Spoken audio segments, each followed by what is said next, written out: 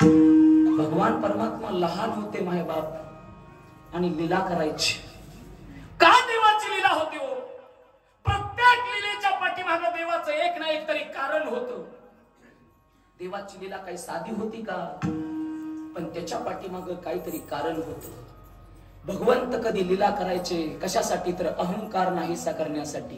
अरे ज्याला ज्याला अहंकार होतो त्याचा अहंकार संपवण्यासाठी देव लीला करतात.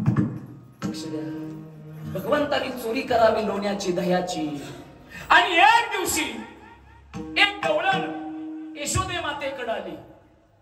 माते, आवर म्हणे तुझ्या कानाला. अगं काल आला, आज आला, रोज येतो आणि माखन चोरतो. लक्ष द्या, गवळणीचं पण असं होतं, तक्रार यशोदे मातेला करायच्या आणि जाता जाता कृष्णाला निरोप द्यायचा, आज आमच्याकडे या बरं का. लक्ष द्या. अरे मग असा चोर कुणाला नको आहे? ज्या चोराचा हात लागल्यावरती एखादी गोष्ट द्विगुणित होते, दुगणित. असा चोर तर सगळ्यांनाच पाहिजे ना. यशोदे मातेकडे एक गवळण आली. गवळण, महिला मंडळ लक्ष द्या, भगवंताची लीला सांगतो. यशोदा मातेकडे एक गवळण आली. यशोदे, एक तर या गोकुळामध्ये तुझा कृष्ण तरी राहील किंवा मी तरी राहील. आता तक्रार झाली, पण गवळणीला माहित होतं यशोदा माता फक्त तक्रार लिहून घेते, अंमलबजावणी 0 आहे. लक्ष द्या. आता मात्र गवळण घरी आली आणि आपल्या नवऱ्याला सांगितलं म्हणे, ऐका, यशोद्याकडे तक्रार करून आली. पण यशोदा मात्र ऐकायला तयार नाही. आता गाव सोडायचं असेल तर आपण सोडायचं, कृष्ण सोडणार. आता नवरा तो नवरा शेवटी. लक्ष द्या.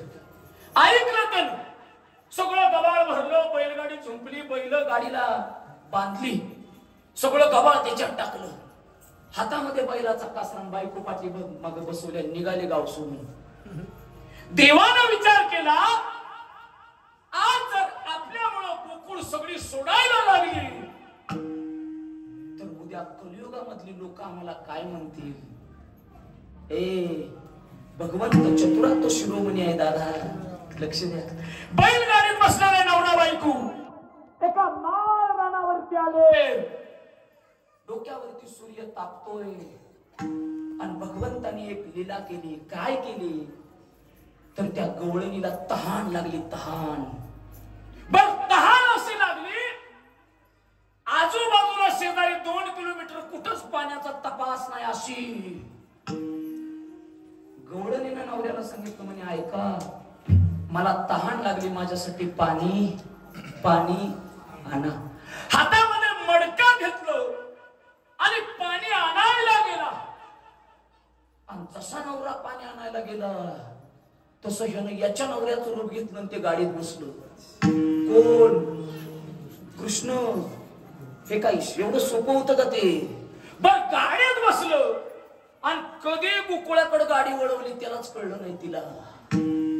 आणि हिला सांगितलं म्हणे, ऐक, ह्या गावची भानगड लय खतरनाक आहे म्हणे, आपण जिथं चाललोय तिथं. का? ह्या गावात एकसारखी दिसणारी लय माणसं आहे ती. आता पण एखादा येईल आणि म्हणाल, गाडी माझी, बायको बी. हे सोपं नव्हतं आणि नेमकं झालं तसंच. हातात कासरा घेतला. लक्ष द्या. आणि हिचा नवरा जो होता तो पळत पळत मागा. आता यालाच कळलं नेमकं कोण गाडी चालवतोय. जसा पळत पळत आला आणि मोठ्यानं म्हणलं, अरे बायको माझी गाडी. हिला माहित होतं असं म्हणणार आहे. खाली उतरली, चप्पलच टाकली. लक्ष द्या.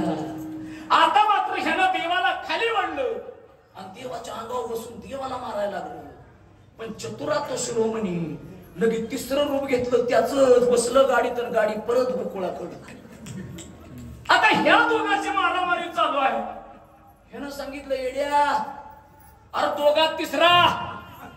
लक्ष द्या. आता सगळंच विसरा. गाडी निघाली. ह्यानं सांगितलं म्हणजे आपण दोघं आता युद्ध करू. युद्ध आणि युती केल्याशिवाय काय होत नाही आजकाल. तुझे 25 माझे 25.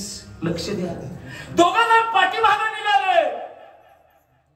जाता जाता तिसऱ्याला बी खाली वडला. पण देवानं चौथा अवतार परत असलाच. हे काय कळना.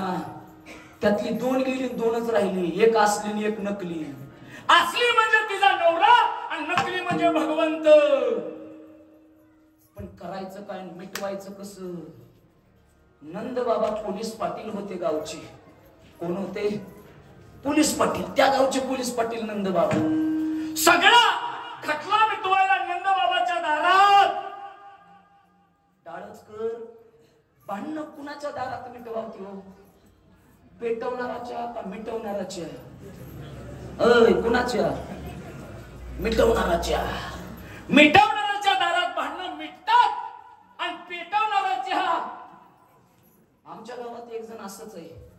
निस्ती भांडणं लावून देते एकमेकाची. निस्ती भांडणं. एक दिवशी सकाळ सकाळ माझ्याकडे आलो. महाराज राम राम. मी म्हणलं राम राम. अरे मूर्खाचा संग नको देवा. दुर्जनाची सावली सुद्धा नको आहे आम्हाला. म्हणे महाराज समोर येणाऱ्या नवरा बायकोची भांडणं लावू का म्हणे. अरे म्हटलं कशाला सकाळ सकाळ दुसऱ्याच्या घरावर आकेल होत निघाला. नाही म्हणे तुम्ही बघाच.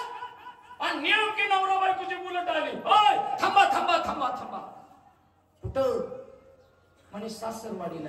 बरं बरं बरं. आणि महाग कोण आहे? अरे बायको आहे माझी. आणि मग काल कोण होत? तू गेला असेल का सासरवाडीला? विठ्ठल.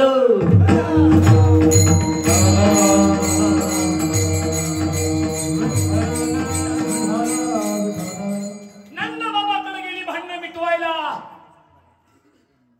अरे भगवंताचा बाप आहे तो. लक्ष द्या. ज्या दिवशी देव जलामले ना, स्वतः टोपलीत घातला. यमुना नदीला पूर आला. भगवंताने स्वतःच्या बापाची सुद्धा परीक्षा बघितली. डाळचकर देव काय एवढा सोपा आहे काय? अरे तो स्वतःच्या पित्याची परीक्षा बघतो. तुमच्या आमची परीक्षा का नाही बघणार? नंद बाबाकडे खटला मिटवायला आला. बाप तो बाप होता आहे. आता त्यांच्या लक्षात आलं कोण कृष्ण आहे, कोण असली, कोण नकली. पण फैसला झाला पाहिजे ना. लक्ष द्या.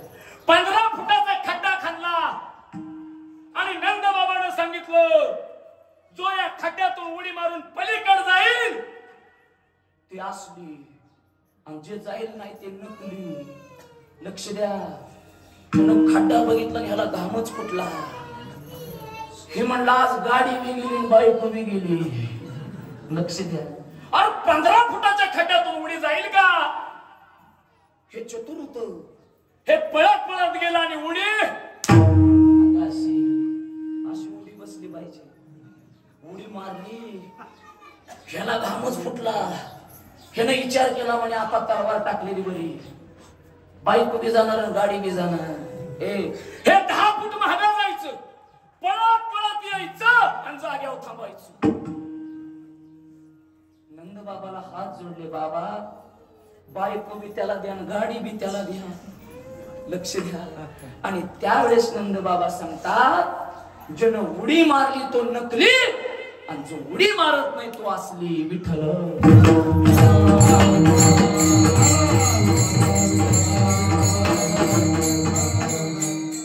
भगवंताच्या या अवताराची लीला एकच सांगते की आम्हाला गर्व झाल्यावरती गर्व हरण झाला पाहिजे. गवळणीला गर्व झाला होता आणि त्या गवळणीचा गर्व जर काढायचा असेल तर भगवंताने ही लीला केली. लीला